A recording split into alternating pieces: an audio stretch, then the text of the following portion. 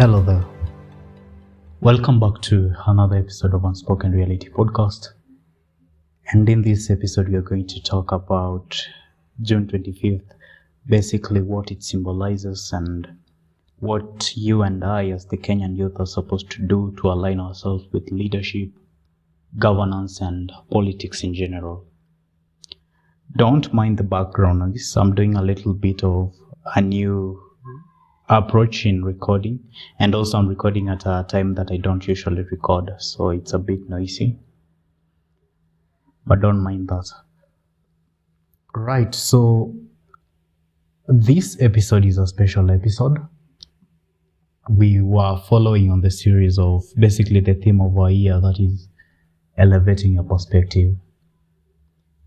And when we are talking about the happenings of the country, basically, we also need to look at it from the line of a different perspective. What is it that we are seeing wrong?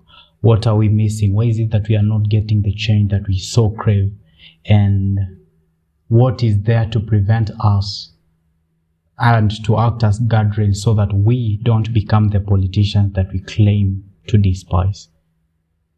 Because the current crop of politicians are not any different from the common person. As they say, money, power, they just amplify your character. They amplify who you are. And most of us, to a larger extent, we are the way we are saints, in quote. We haven't done any harm, mostly because we haven't been given the opportunity to do so. This is in regard to human nature. If you're a student of human nature, you will know that you as a human being, you are not infallible. That there are circumstances and situations that might befall you that if you are not careful, you will find yourself doing the same things that you are at this point in time accusing and judging someone of doing. And so it's important that we get to have this day to align our thoughts, to align our goals. When the movie Hail Mary came, the Hail Mary project, I actually did not understand that movie. I'm yet to repeat it and see what it was all about. But a friend of mine mentioned that if human beings get to go to space, and then they see Earth from that point of view, then they will get to understand how really interconnected we are as human beings. We normally forget how minute and how insignificant we are. I'm saying this not as a derogative term, but basically just to align you to understand where we are and where we stand as a species. Because we have put ourselves, and maybe nature has done that in a way, that we are elevated to that point whereby we are the apex predator, and we are on the top of the food chain because of our intelligence and how we've been able to master the environment under which we found ourselves in. But we rarely come out of that realization, or rather that understanding, to really see how interconnected we are, and also to understand that before anything else, before religion, before politics, that these are the things that are very divisive. Before race and tribes and ethnicity and all other things, at this point in time we're even having gender and what else? Gender and generation. Some time back we had this beef on Twitter whereby millennials are saying they are the ones that have had such a tough time growing up. The Gen Zs, they are saying that they are coming up in a rough environment that is tougher than the times of the millennials. And there is also that divisive nature along generational lines. But so most of the time we don't get out of this shell, out of this cocoon of grouping and belonging, that we forget that before all this, we are human beings. And that should be the baseline for everyone. I actually believe that ought to be what we regard in every aspect of our lives. Hence, what Christ said, love your neighbor as yourself. And we rarely love ourselves, actually, because the things that we do to ourselves won't be descriptive of what love is. That if you really do love yourself, you won't be doing the things that are demeaning. Although that term demeaning is also subjective, a story for another day. But as you can see from what I'm trying to put to you, I'm not sure if you're picking what I'm putting down.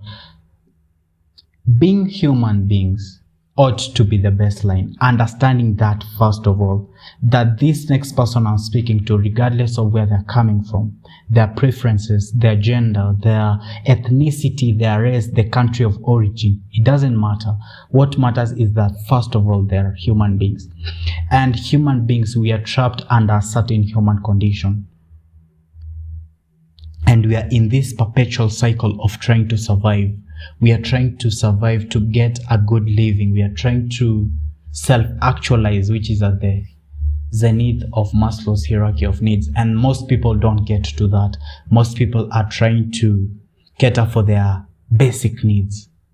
It's something that ought not to still be the case in the 21st century. We are still having wars. Wars that don't have any basis because certain countries want to become the world superpower. And the question that I'd ask is, for what? Like, what then? Remember, you're a human being and human beings die. Remember that you're not infallible. Remember that you have a definite time on this earth and it is very, very short. We have 2 instances in the Bible that speaks of this. Maybe even more, but I remember the one in James where it says that life is just but a vapor that appears for a little while and then it falls and then it disappears. And then there is another one, is it in Ecclesiastes or Psalms, that says the glory of man is like a flower on the grass. Like your glory, by glory, this is what it means, that everything that you will ever achieve as man, be it fast cars, be it beautiful women, be it houses, mansions, be it all the wealth you can conceive, be it all the power and all the fame, all of that is just like a flower on the grass. It's not even a rose, by the way, it's just a flower on the grass. Who has even seen a grass with a flower? We don't normally pay attention to a grass that has flowers. I don't think I recall, maybe I have. If I'm not wrong, it has a purple like a flower, if you've seen the flower of a grass. But we rarely see it. We rarely acknowledge that grass is a flower. But this verse is drawing an analogy to the glory of man, the potential that you have, everything that you could ever be is just like the flower of a grass that withers away eventually and it's cast into the fire. This is some of the perspectives that we actually need to consider, we need to regard when it comes to leadership, governance, politics. Because up to date, we still don't understand why the politicians are not doing what they're supposed to do. Okay, the understanding also stems from a weakness and a flaw in the human nature, and we are talking about greed in general. And people that have inverted value system. Somebody that thinks amassing all this wealth, amassing all the power that they can ever have will make something of them, that they will maybe be significant, or they think that they will be important. The mind is a very complex thing. And sometimes it just conjures up feelings. It conjures up ideas and desires that are in a way altered by our nature and nurture, how we were brought up, the environment around it, and if you don't work on yourself, and that's why here at Unspoken Reality Kenya, we advocate for youth empowerment, and we advocate for you to actually, first of all, empowering yourself before you get to be empowered by those around you. When you say there are no jobs, when you say that there are no opportunities, what have you done yourself, first of all? What are the resources at your disposal? If you remember, and I will always go back to this episode, I'm all fatty. loving your faith, starting from where you are, and then using the resources at your disposal to advance your situation. It doesn't have to be something high up. You just have to start small, because everything that you learn at whatever level can be used for the next season.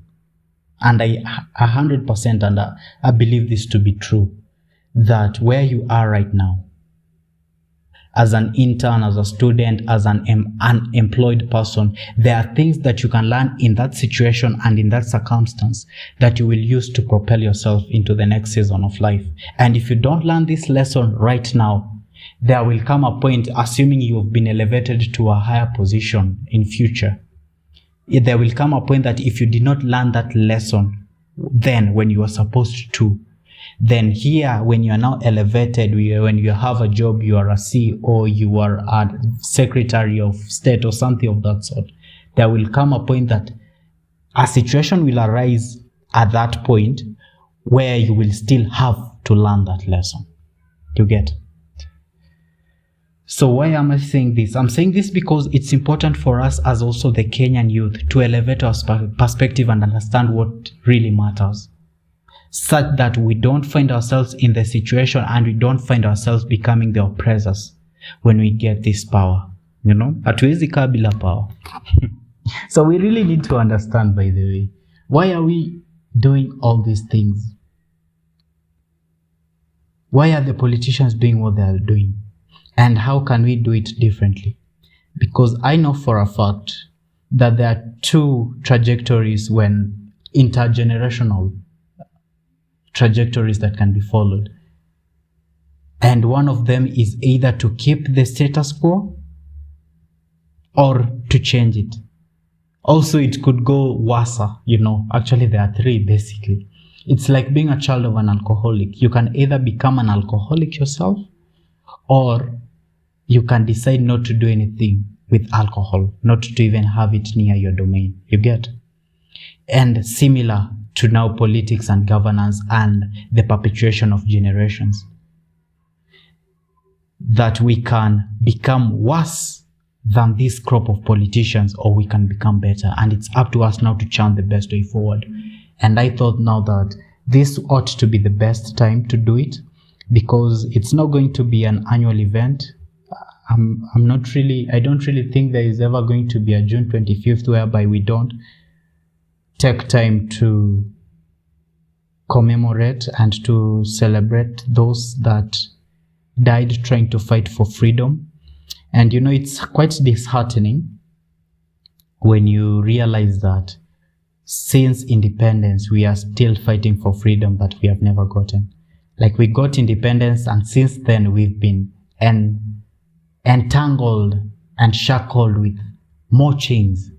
So you get even to wonder what freedom actually means. So this time is just a time to really think about leadership. What do we understand about leadership, and what is it supposed to do? Leadership is not something that you're supposed to use to benefit you alone. I understand leadership in two things, in two situations or aspects. That as a leader, you are a key and then you are a door. This is what I mean.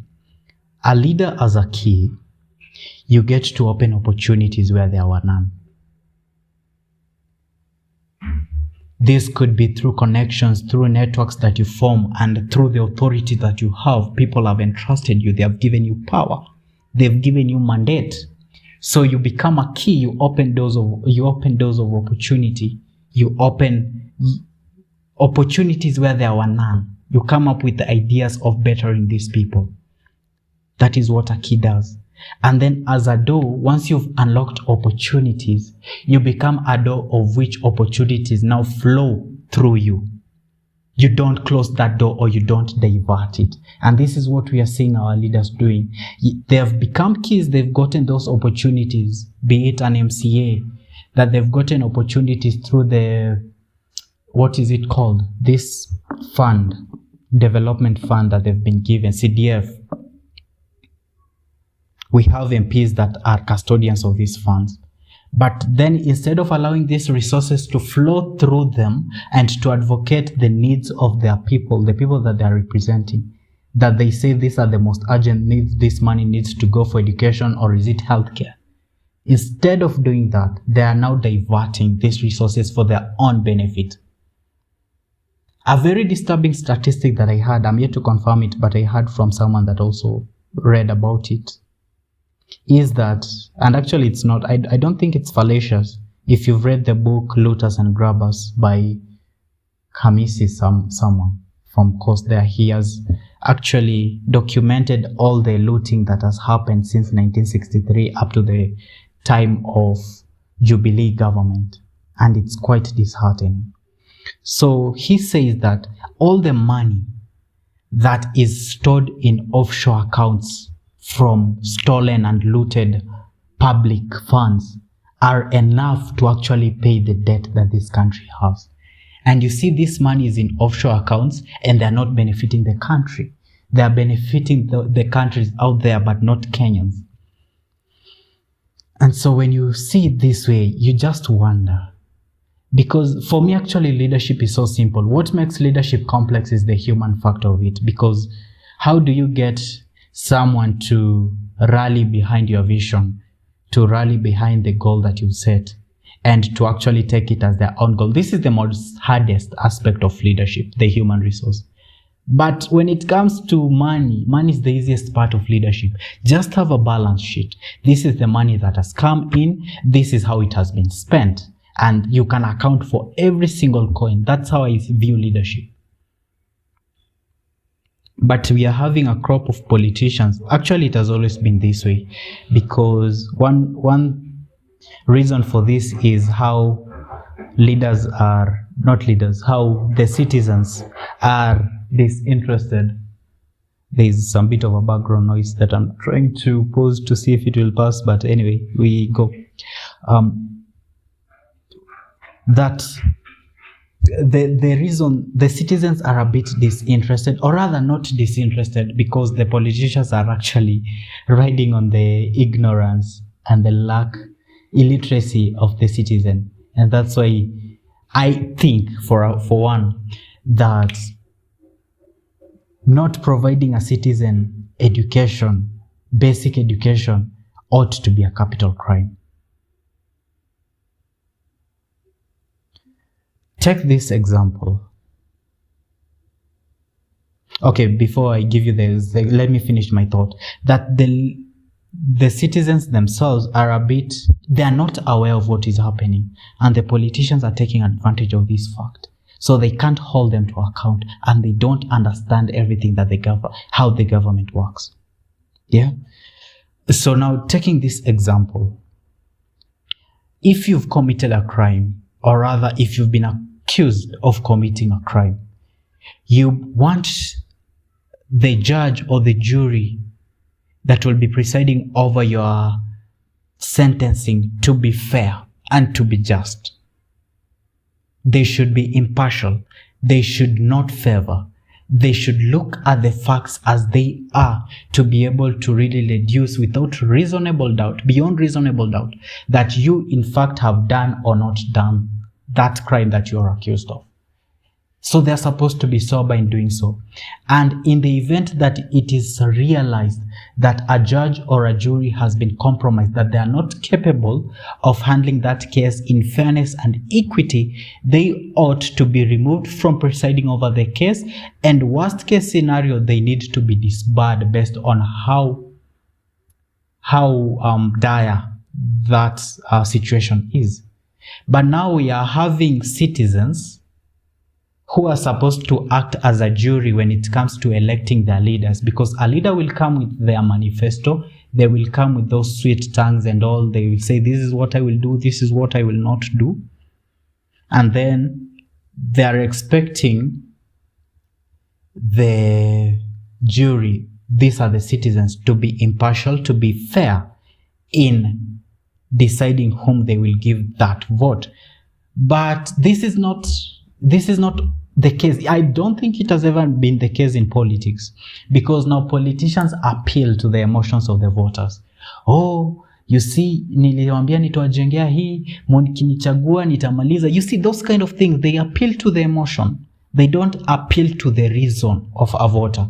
The only way that a voter can be reasonable is when they are educated.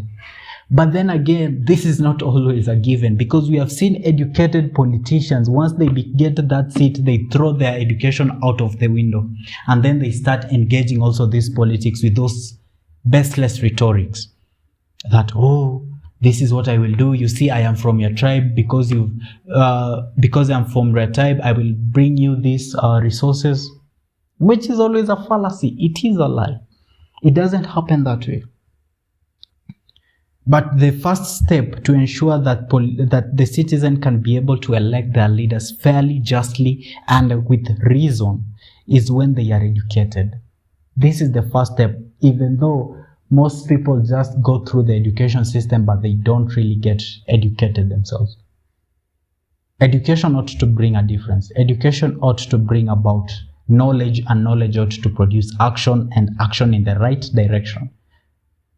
And which, for me, I would say action in the right direction is the one that advances and betters human being. Action in the right direction, that you make the life of someone else a little bit better than you found them. Going back to the human condition, we are on this earth. We did not choose to be here. No one chose to be born, but we are here regardless. And this earth has its own dynamics that bring about pain, that brings about happiness. And it's for us as a society, live alone as an individual, to reduce the pain and to increase the happiness. And this ought to be done without harming another person. Yeah. So these are the basic things. Remember, you're a human being. So when coming back to June 25th, I, for one, don't believe that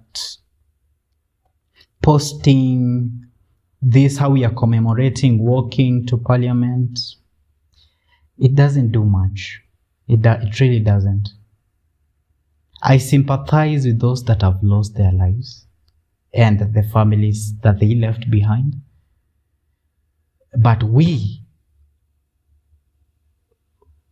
as the youth, if the only thing that we can do is to post on our status on June 25th, or the 65 that have fallen, we remember you, and it doesn't come with a change in action, it doesn't come with a change in behavior and a change in the quality of our thoughts, then it's for no reason. It just becomes like every other holiday, like let's say Mashujaa Day. We've had our heroes that brought for us independence. But the freedom that they fought for is not what we are getting at this point in time. It makes their death in vain. It also becomes a baseless rhetoric, whereby we have politicians just crafting very flamboyant and enticing speeches that doesn't do much. Oh, we are here to celebrate our heroes that gave their lives for this nation. But then again, you go ahead and still kill others that are clamoring for change. So where is that change really? So what is the basis of having a holiday to celebrate the heroes that have gone before us? And by extension, what is the basis of us as the youth to just post on our status that June 25th is our day, the day that Gen Z showed up to clamor for change, but nothing has changed yet? It means we really need to do things differently. I, for one, agree with that. Is it a story? I don't remember it fully, but it's of that person that wanted to change the world, and then they realized that they could not change the world, so they wanted to change now their continent. Then they realized they couldn't. They wanted to change their country. They realized that they couldn't, and eventually they came to the realization that the only thing they can change is themselves. And that's why we ought to start by elevating our perspective as individuals, that we change our thinking, then we change our circumstances, and we increase our capacity in order to accommodate others. You only do this by elevating first your thought, and then you elevate your circumstance. And you do this by improving your situation little by little, and thinking in the right direction. And then at least once you've done that, then you can be in a position now to change your friends, to change your family from which you were born, to engage with your father, to engage with your mother on those things that might be a bit backward in reasoning. the culture that they still hold on to, the mutuetu thing, you get? You can only do that by changing yourself. And I think the best way to change this country for the better, or rather the most accurate, and that the way that has the highest success rate, is by changing yourself first. I don't have anything against anyone posting the June 25th, but what I'm really challenging you is, if you still have the same thoughts, you are still as a bad person. We are all bad to some extent, actually. So try your level best every day to minimize that badness. Always have that corrective factor. It's like a missile that is guided to always hit a target. That when it strays from the path, it has that self-corrective mechanism. Remember, I also talked about 3 things, or maybe I'm yet to talk about it. Maybe I'm going ahead of myself on the next episode in regard to elevating a perspective. There are 3 things that I hold at this point in time that I think are important for every individual to have. One is metacognition, thinking about your thinking. Can you see the bias? Can you see the assumptions that you hold? Can you see how you're thinking wrongly? Can you visualize your own thoughts? So that racism, that tribalism that is within you, that entitlement you're entitled to as a politician, you're entitled to stealing because you think you spent money during the campaign, so the money that you get, you're entitled to it, you get. Think about your own thinking. Where are the flaws in your thought? Metacognition. The second is self-reflection. No, which one comes first? Self-correction. No, yeah, self-reflection comes first. That you can sit down, actually reflection in general. You can sit down and reflect on your own decisions, on your own behaviors, how you've spoken with others, how you've treated others, what you've done, what you haven't done, what you said you would do and you procrastinated. You can self-reflect. But then self-reflection and metacognition is nonsense if you cannot self-correct, if you cannot go in the right direction. So you have also to have that capacity to self-correct, that you've analyzed your thoughts, you've seen the biases, you've seen the assumptions that you've made, you've analyzed your behaviors, your actions, what you did wrong, what you missed, where there was little knowledge, and then you self-correct, that you ensure now you are headed in the right direction. This is when you're looking at self-correction and now aiming at what ought to be aimed at, brings about, we are currently in the World Cup season, yeah? And all of us have a favorite team, the GOAT is only one, that's Cristiano Ronaldo. We only have one GOAT. all as a banter. What makes athleticism and sports very effective and very successful is because of these things that I want to point out, even as we enjoy the World Cup as it is. There is a goal, there is an aim, that the teams, the opposing team and the other team, they have an aim. The aim, the goal, the vision is to win. And going a step further, yes, they want to win. What shows that they have won? There is a constraint that the ball has to go to the back of the net, and there is a limit, and there is what makes the net. So there is an aim, and everyone playing knows what the aim is. Even those that are not playing, they know what the aim is. So bringing it to contemporary politics, do we as the citizen know what the aim is? And do the politicians know what the aim is? Do they know the goal of leadership? What are they aiming at?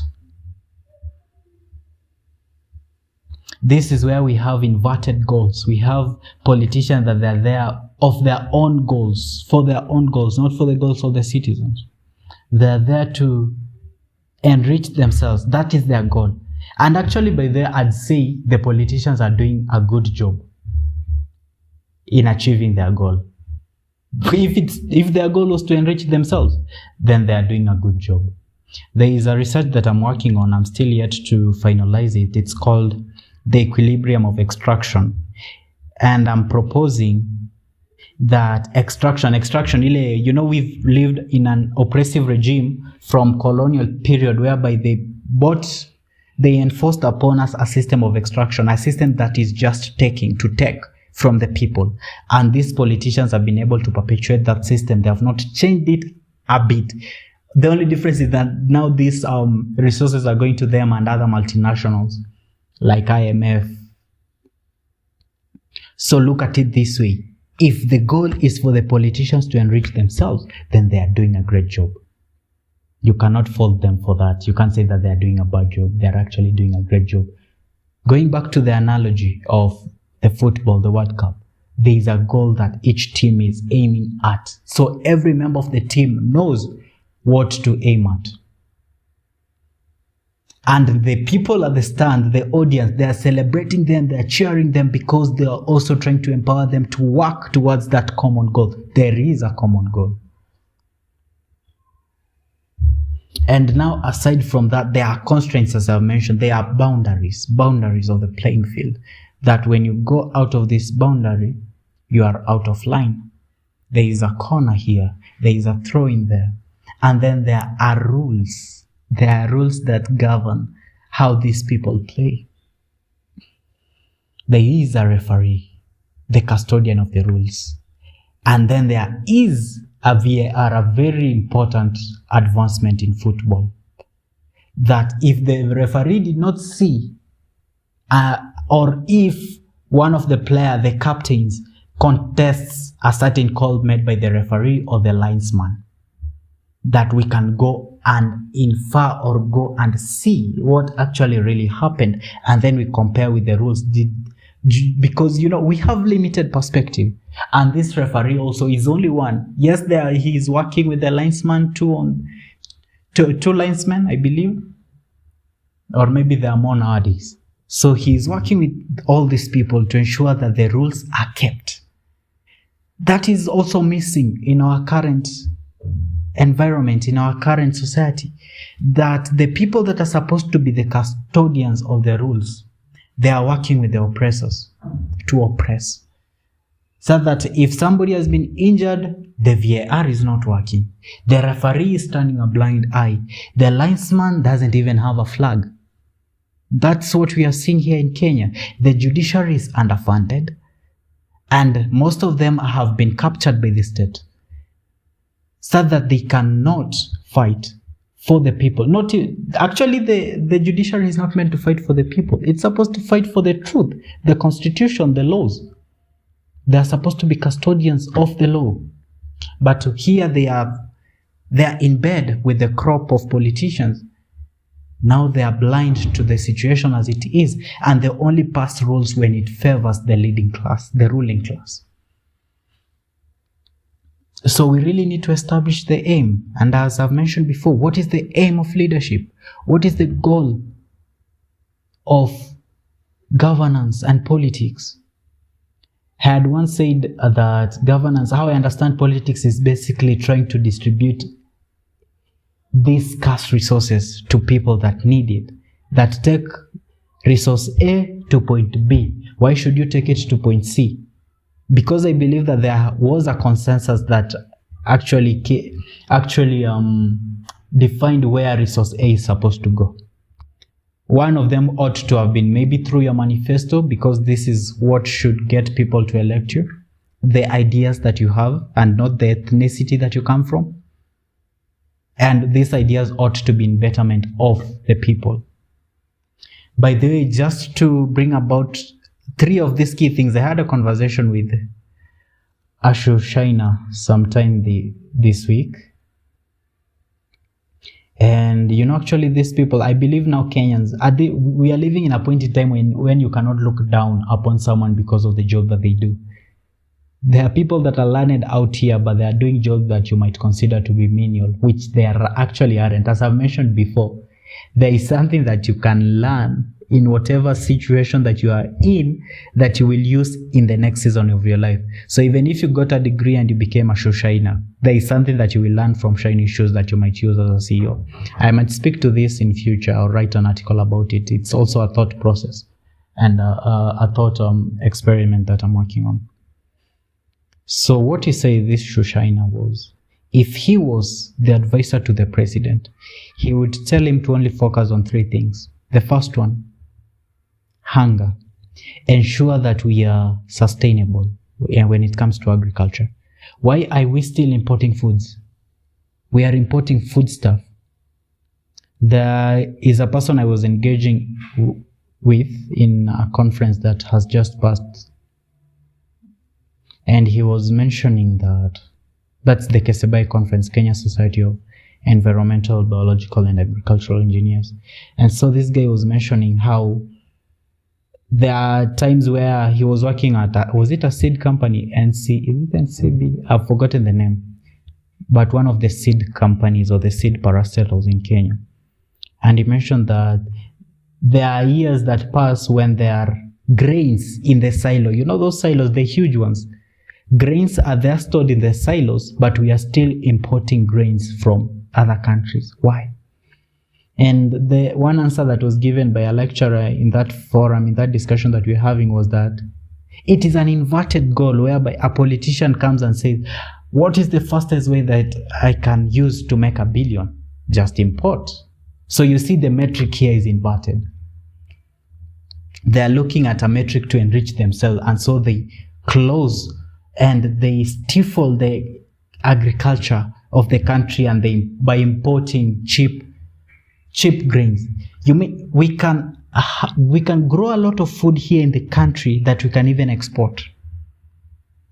Kenya is so rich when it comes to agriculture, and you have not even put technology in place. So the first thing, focus on hunger. Ensure that we are sustainable, that there are no people that are still being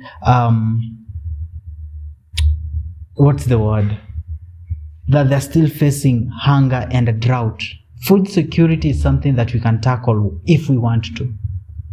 It's not a problem. The second thing that he mentioned was focus on education.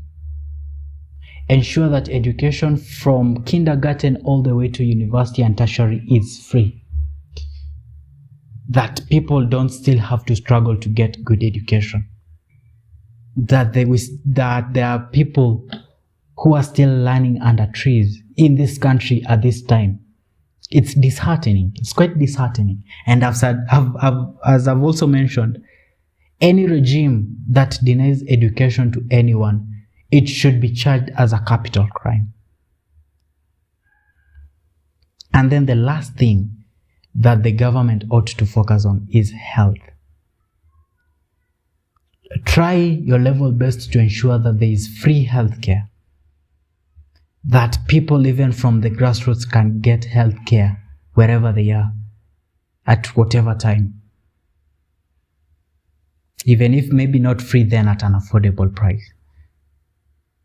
So according to this guy that I was interacting with, he was saying that if the government focuses on only these 3 things, then what we are saying development, the development projects, the infrastructure, the highways, the expressways, the SGR, these are the things that the people can do themselves. Once they are eaten, once they are educated, and once they are healthy. These are things that people can do themselves. But right now we are having a government that is focused on infrastructure. And if you've read, I'm yet to finish that book, by the way. I just read the overview and some of the key highlights. This person that wrote the book, The Economic Hitman, if I remember the title well, he mentioned how they stifle and actually collapse economies of developing countries. Is that they will come with a big infrastructure project like an electricity project. A project that does not directly benefit the people, but it benefits multinationals. Because the ones that are going to implement those projects are not the people in the country, they are foreigners. And so he says that the way they do it is you approach a sitting government, you approach the president, you offer them money to allow this project to be done, and then this project will be paid through loans, foreign loans and local loans, national loans. But if you do the economics of it, the time value for money and all that, if you know your economies and engineering project economics, if you do your calculations, you will realize that this project doesn't have any direct positive impact to the people, but it is the finances have been bloated to astronomical amounts that is not sustainable, and that it will be perpetuated through loans. You know, actually at this point in time, each and every Kenyan born and yet to be born owes around 240,000 as loans. That's how much money we own. At this point in time is almost close to 12 trillion, I believe. The total amount that we owe as debt, right? So focusing on these three things: hunger, education, and healthcare. And I agree with him, actually. These are the things that the government ought to focus on. So we need to establish a common metric, a common goal rather. What are we aiming at? You should always come back to this, that you're a human being, and as a human being, you have an agency, you have your own autonomy, and you have your own desire, but there is that baseline, the human condition. We are here, we don't know why we're here, but we need to survive, we need to eat, and we need maybe to continue our species. To some at this point in time, maybe it's not as relevant or as important as it was back in the days, because you're having people that choose to be child-free, which is very much okay. It is very much okay, because you're not telling somebody, a youth that is unemployed, to have children, and then what will the children eat? Actually, a teenage pregnancy at this point in time is still a menace, which should not be. People are still having children, and yet they are not able to fend for them. We are having street children numbers increasing every other day. So it is okay to choose not to have kids, but this one should not be done from a point of economic disadvantage, that you're choosing not to have kids because it is expensive. No, it should just be a choice that maybe you just don't want to. But right now we have been forced to not want to have children. Unless I'd actually say most of the kids born by teenagers and young, and the youth generally, are accidental kids. They're not kids that were planned for. I digress, but you get what I'm saying.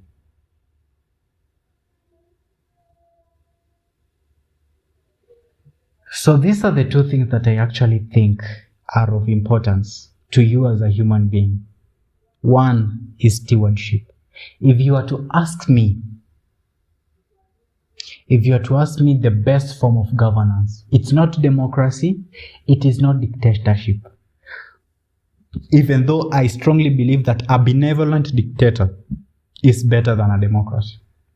Benevolence in the sense of the word, meaning goodwill.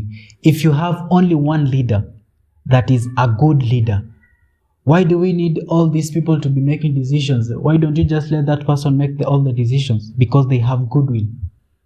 It's the same way the monarchy used to work.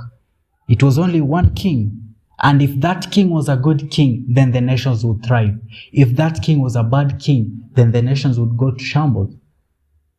We have a plethora of evidence from the from Chronicles and from Kings in the Bible, how there are those kings that feared the Lord and they did what was right in the sight of the Lord, and we have those kings that did what was evil in the sight of the Lord. And you will see the disparity, that those who did good, the people thrived. Those who did bad, they even ended up making the people to sin through idolatry, children sacrifices, and even leading them to exile because they were evil. And so in that regard, I strongly believe that a good leader, just one, is better than a democracy. Democracy is bad in the sense that we tend to think we are being represented. We are not. It is the interest of those that are leading that are being represented.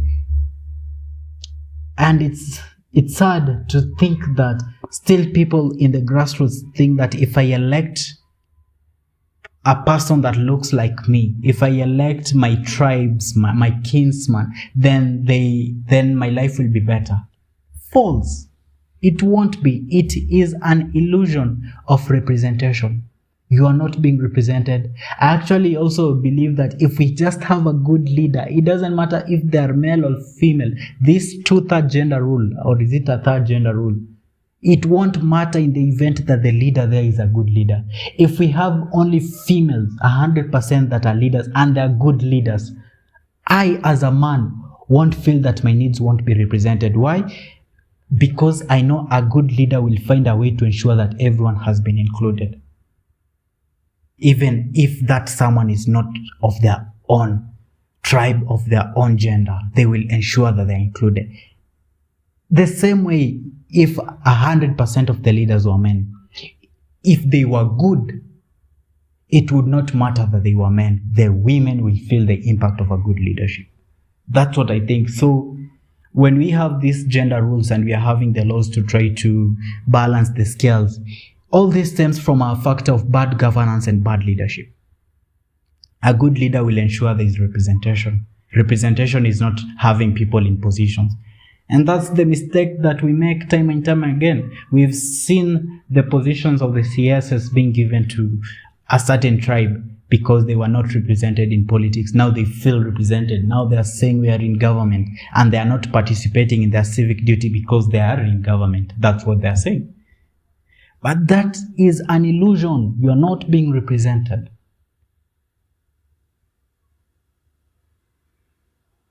So I strongly believe now that the best form of governance is stewardship. And stewardship doesn't start from a positional role when you have authority. Stewardship starts from an individual level. That you are a steward, you are a custodian of the resources that have been entrusted to you, starting from your life, your mind, your health, your physicality, now the people around you, and the little things that you have, be it money, be it car, be it houses. You are a steward, you are a custodian. And as a custodian, you operate from the framework that the things that have been entrusted to you are not yours. It's only for you to take charge of them for a period of time. Remember, as I had mentioned, that life here is very finite and short. We are here for only a little while. So the little while that you are here, you are supposed to be a custodian of your life and of the resources, the human resource, the capital resources, the land, the money. You are supposed to be a custodian. And you are a custodian by ensuring that everything has been put to its right use, to a good use, and for the betterment of others. Not you. Actually, you are the last person to reap the fruits of your labor. I apologize for the background noise if you can still hear it. Yeah, as I had mentioned, I'm recording this a little bit earlier than I do, and it's one of the bottlenecks that I need to work on, because I tend to record late in the night when there are no noises, and it has really been hard finding that time to do so because of other prior needs. But we'll work on it, ensuring that you get timely and consistent podcast episodes so that we can interact on them, and also ensure that we get to advance ourselves. There is something that PLO said that ties with what I've said, that you should be ready to plant a tree. I don't believe also he is the originator of this quote, but plant a tree of whose shade you will not sit under, of whose fruits you will not eat. Plant that tree. And then another generation will water that tree, another generation will prune that tree. That's what he says. And that's what we need to consider. That's what it means being a steward. That what you're doing is not for you. It's not for you alone. Going back to what I also like to say, that Vusi said, you lift as you rise. Success is not success if it's only meant for you. You lift as you rise. Service to God is service to others, or service to others is service to God. You get? So stewardship, I believe, is the best form of governance. And then the second thing that you ought to focus on is mentorship. Mentorship is the second thing you ought to focus on. But don't focus on mentorship if you're not a steward. You will mentor people badly. You will mentor people to do the wrong things. Mentorship is now trying to pass the knowledge. And you actually not, by the way, mentors don't force. They don't point the direction that go here. No, they actually guide until they ensure that their mentee has that better judgment to make their own decisions. You only guide, and you guide this. I like the Socratic method of teaching, whereby you ask somebody questions. They are coming up with a proposition, they are coming up with a goal, then you give them some questions that will help to refine that goal that they have, that they help to refine and to look at the resources that they have for the journey. That's the role of a mentor. So we as a generation, we are supposed to be stewards and custodians of what has been bestowed upon us. We are supposed to make life better. We are supposed to ensure that the flame that has burnt us doesn't burn someone else, and the thorn that has pricked us doesn't prick someone else. And once we do that, then we can be able to mentor others. That our experiences will also be for the betterment of the generations that are coming after us. That's what we need to do. And it all starts from bettering yourself, changing how you think, changing what you see, elevating your perspective. It is a win-win situation. We can have a win-win situation. The resources that we have on this earth is enough for each and every one of us. It is enough. Right now we are having money sitting in banks, offshore accounts. They are not being put to use for the betterment of the people. We have people with money in their houses. They are not using it. And it's also a fallacy that we commit as human beings. And I heard this somewhere. Was it in minimalism? People that are trying to live as minimalists, that they are trying to live a life where they don't need a lot of things. They don't use a lot of things, just a few things, what they need. So it was said in that documentary, it was a DW documentary, that when you see somebody buying a lot of clothes, a lot of shirts, a lot of shoes they don't even get to wear, is that to some extent it is that fear of their mortality. It's that fear that they will die one day. So when they buy a lot of things, they think that there is a version of themselves that is going to wear all those things. Be it cars, they think there is a version of themselves that will drive all those cars. You see somebody with 40 cars, what for? You see somebody with a lot of shoes, what for? Just have enough. Just have enough. You don't need all those things. It doesn't make you any better than a person that doesn't have any. It doesn't make you any more significant. At the end of the day, you're just still dust, and you will return to dust. It's important that you actually think about these things. You think about how short life is, and you elevate your perspective based on that regard, on what actually matters. Most of the time we don't, and by the time we do, it's already too late. How many politicians die? The ones that we have, they want to cling on to power as if they will get to rule forever. You are only here for a short time, so be a steward, be a mentor. Remember, you're just a man.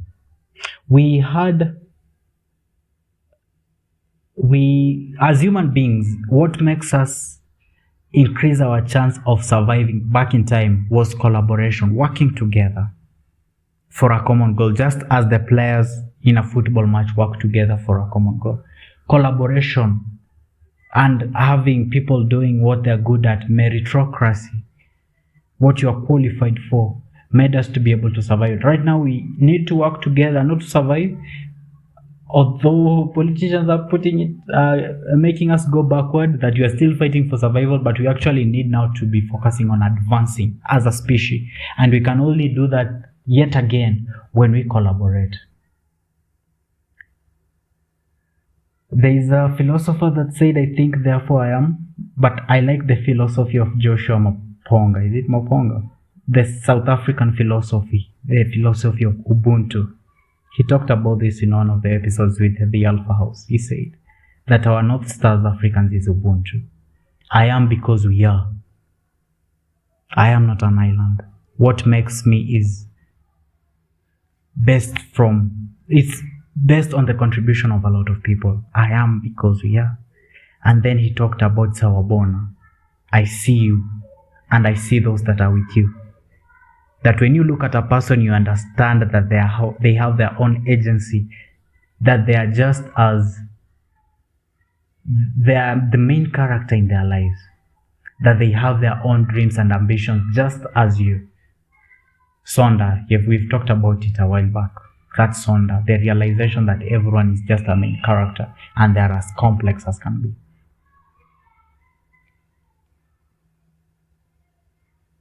So when we consider all these things and we put them into perspective, we consolidate all this information, and then we start moving towards a common target. So we need to really look within. Let's really look within. When we say June 25th is a day to commemorate the heroes that have died trying to fight for freedom that has not yet been attained, it should start from a point of looking within. That I am just as equally as bad. I know it's a harsh and a very high standard to saying that you are just as bad as the current crop of politicians, but at least it is a safety valve. We are erring on the side of caution, that once you get that power, you, the youth that I'm talking to, you won't be another oppressor in the making. So start from looking within. What is that bad thing within me? If I'm given this amount of money to do this thing, will I do it or will I stick to values? What values do I have? Do I even stick to my own values? You see, it starts from a point of self-critique, not criticism. Although criticism is also good. You are not pinning yourself down, but you're just understanding your thinking, you're understanding your desires. It should start from that point. And then the second place now is when you are given an opportunity, when you are given access, treat that job as yours. You don't get an opportunity to do a certain job for someone and then you do it half-heartedly, and then you steal from that person. You are a matatu driver, you are a makanga. What is the reason that is causing you to be giving bribes? Why can't you and the driver just follow the rules? Although now we are in an environment whereby the bad people have saturated the environment, that it really disadvantages you to play by the rules. That's the situation that you are currently at.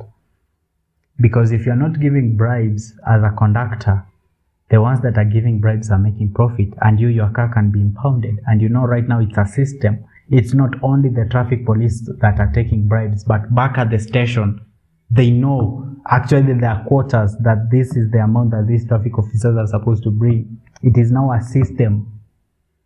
So we're living in that situation whereby you as an individual, if you decide to play by the rules, then you're going to suffer. And it's very tough, but just try to be a good person. Try to treat others kindly. And once you get that opportunity of leadership, then do right by the people. Elevate people, lift them as you rise. So this is the 1 hour of my thoughts on June 25th, and I hope that it will be a point of reflection and self-correction, whereby we think about leadership, we think about governance, and we think about politics and how we ought to do it better than it has been done before. And as I always say, think better, be better, do better. So until we meet again, shalom.